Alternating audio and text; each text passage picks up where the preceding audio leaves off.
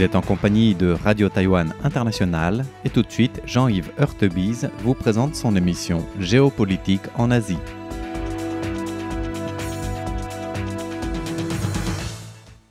Chers auditeurs à Radio Taïwan International, bonjour pour ce nouveau podcast de notre émission Géopolitique en Asie. Cette semaine et la semaine prochaine, nous allons évoquer le cas du Japon et profiter du fait que cette semaine, Donald Trump se trouve au Japon pour parler de cette nouvelle première ministre qui a été élue au poste de Premier ministre du Japon la semaine dernière. Donc on va faire un point sur cette élection au Parlement japonais le 21 octobre, plusieurs semaines après sa nomination à la tête du Parti libéral-démocrate, le PLD, du nouveau Premier ministre, ou plutôt de la nouvelle Première ministre, Saene Takaichi, qui est donc la première femme ministre du Japon. On va faire ce point sur elle, sa carrière, son influence politique, pour essayer de comprendre ce qu'on peut en déduire, ce qu'on peut en analyser et ce qu'on peut en prédire dans une certaine mesure par rapport aux futurs proches du Japon et notamment les relations, bien entendu, avec la Chine et le reste de l'Asie.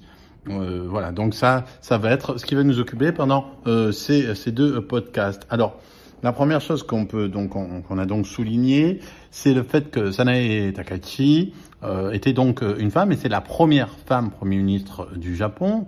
Donc c'est un accomplissement en soi dans un pays qui a longtemps été dominé par les hommes politiques et encore aujourd'hui. Et donc on peut dire que d'une certaine manière, c'est une expression qu'on emploie souvent, donc sa nomination au poste de Premier ministre, après son élection au poste de Premier ministre, après sa nomination à la tête donc de son parti, du Parti conservateur qui a dominé la scène politique du Japon pendant plusieurs décades, et évidemment quelque chose qu'on peut assimiler à une forme de plafond de verre qui a été brisé.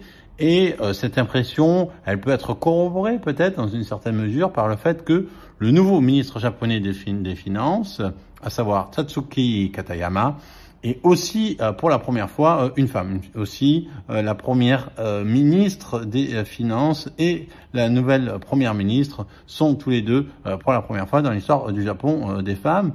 Et c'est évidemment assez remarquable pour être souligné dans un pays où les femmes, en fait, n'occupaient qu'environ 10% des sièges au Parlement en 2024.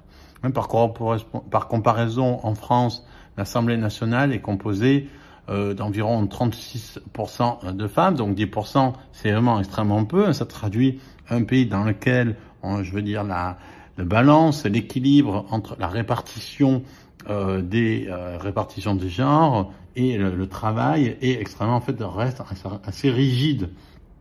Donc, le Japon, quatrième mondial, de fait, se classe en 2025 118e sur 148 pays en matière d'égalité des sexes. Donc, on est loin d'être dans une position extrêmement avancée à ce niveau-là, puisque c'est d'ailleurs le plus bas niveau parmi les pays du G7. Mais si on compare avec le reste de l'Asie, en fait, cette position n'est pas si, on va dire, rétrograde que ça. Notamment, si on compare par rapport à la Chine, on pourrait même parler de quelque chose de progressiste, puisque on compte 30 femmes parmi les 376 membres titulaires et suppléants du comité central. Et il faut rappeler qu'aucune femme n'a jamais siégé au comité permanent du Politburo, du Parti communiste chinois, qui est véritablement l'organe décisionnel suprême du pays. Donc aucune femme depuis 1949 au comité permanent. Il y a eu, dans les années 2020, une femme qui a siégé au Politburo, mais ça reste une représentation féminine encore plus basse dans les instances dirigeantes au niveau de la Chine communiste, et ça peut évidemment être contradictoire par rapport à tout ce qui avait été à un moment donné le récit sur le fait que la femme chinoise serait l'image du féminisme dans le futur. On peut penser notamment à ce qu'écrivait les maoïstes français dans les années 70 ou dans les années 80 en faisant donc du maoïsme et du communisme chinois le fer de lance de la bataille féministe. On voit que dans les faits aujourd'hui, on est dans une position relativement inversée. Donc, pour revenir donc sur Takaichi, donc à 64 ans, c'est en fait, elle est elle-même en fait assez conservatrice au sein de son propre parti, qui est lui-même un parti conservateur. Donc même si, donc pour relativiser un peu ce qu'on a dit, même si elle est la première femme Premier ministre du Japon, elle-même ne va sans doute pas mener une politique qu'on va pouvoir considérer comme genrée ou comme progressiste, sans doute dans cette dimension-là. Elle a plutôt une vision traditionnelle de la répartition des genres. Elle s'oppose au mariage homosexuel et elle soutient notamment une succession exclusivement masculine au trône japonais, parce qu'on sait que il y a toute cette discussion au niveau de l'empereur. Est-ce qu'il peut y avoir aussi une impératrice? Ça existait, mais aujourd'hui, c'est quelque chose qui est relativement tabou. Donc on est dans une figure féminine qui est, on va dire, à la pointe, qui est au sommet du pouvoir, mais quelque chose de très différent par rapport à Tsai Ing-wen à Taïwan, qui a été 2 fois présidente de Taïwan et qui elle-même est sous son régime. Il y a eu cette proposition et cette acceptation de la légalisation du mariage homosexuel. Il ne semble pas qu'on soit sur cette trajectoire avec Sanae Takaichi. Sanae Takaichi, elle est née, elle a grandi dans la province de Nara, au centre du Japon. Son père travaillait pour une entreprise automobile et sa mère pour la police locale. Donc, on va dire un départ relativement modeste. En 1987, elle part aux États-Unis pour travailler comme chargée de recherche au Congrès au sein du cabinet de la représentante démocrate du Colorado, Pat Schroeder. Donc, c'est intéressant. Au départ, elle se place dans un environnement politique qui est plutôt situé du côté démocrate, si on veut, à gauche dans l'échiquier politique. Ensuite, de retour au Japon, elle se positionne comme experte en politique internationale, elle décroche un poste de présentatrice à la télévision et ensuite elle se lance dans la politique. Elle est élue pour la première fois au Parlement en 1993, représentant sa ville natale de Nara en tant que candidate indépendante. Donc elle est élue au départ sur une position non parti. Elle est ni le Parti conservateur ni le Parti libéral, et c'est sur cette plateforme qu'elle est élue. Ensuite, évidemment, vu la domination du PLD, donc du Parti conservateur japonais, dans le paysage politique, si on veut avoir une carrière, il vaut mieux se situer dans cette perspective-là. Donc elle rejoint le PLD 3 ans plus tard. Elle occupe ensuite plusieurs postes clés au gouvernement. Elle fut notamment ministre des Communications internationales sous l'ancien ministre Shinzo Abe de 2014 à 2017, puis de 2019 à 2020. Et c'est là quelque chose qui est important. Alors, en fait, pour comprendre la politique de Takaichi, il faut se souvenir qu'elle est liée donc à Shinzo Abe. Donc Shinzo Abe, on le rappelle, ça a été le premier ministre japonais exercé le plus longtemps en termes de pouvoir, donc de 2006 à 2016, puis de 2012 à 2020.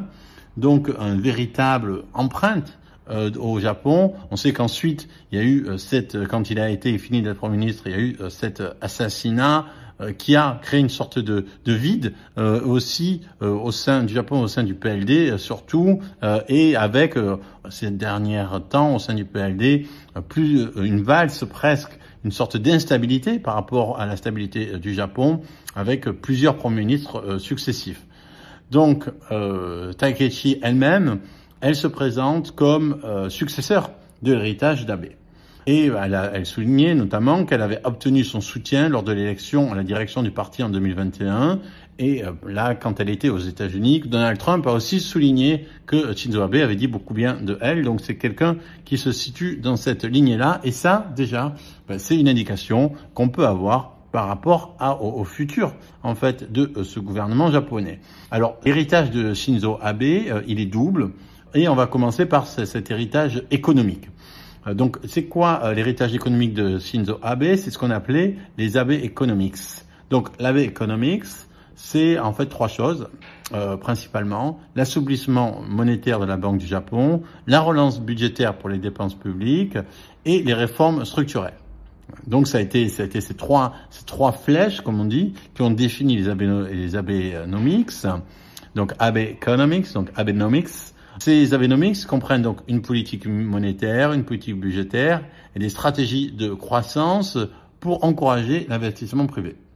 Plus spécifiquement, parmi les mesures prises dans les premières semaines de son gouvernement, il y a eu un objectif d'inflation à 2%, la correction de l'appréciation excessive du yen, et de fait, le yen a perdu 25% de sa valeur par rapport au dollar américain les premières années du gouvernement Shinzo Abe, ce qui a boosté les exportations, mais aussi renchéri les importations. Et il y a eu aussi une fixation de taux d'intérêt négatifs, pour sortir de la spirale de l'endettement au niveau public, et un assouplissement quantitatif radical, ce qu'on appelle le quantitative easing, qui était pratiqué alors à ce moment-là par l'ensemble des économies développées et assez en lien avec ce qui se faisait aux États-Unis. Donc il y a eu aussi une expansion de l'investissement public et des opérations d'achat par la Banque du Japon. Du point de vue économique, on peut dire que ce fut un relatif succès, relatif au sens où, durant le mandat d'Abe, le taux de croissance du PIB nominal du Japon fut plus élevé et où le ratio de la dette publique par rapport au revenu national se stabilisa pour la première fois depuis des décennies, alors qu'il était monté en flèche et qu'il reste extrêmement haut par rapport aux autres pays. Mais c'est surtout en fait au niveau de la géopolitique que cet héritage de Shinzo Abe est le plus important, et c'est surtout sur ce point-là va falloir se pencher pour comprendre la perspective possible de gouvernement de Sanae Takaichi, et c'est ce dont on va parler dans le prochain épisode de notre podcast. C'était Jean-Yves Heurtebise dans son émission Géopolitique en Asie pour RTI.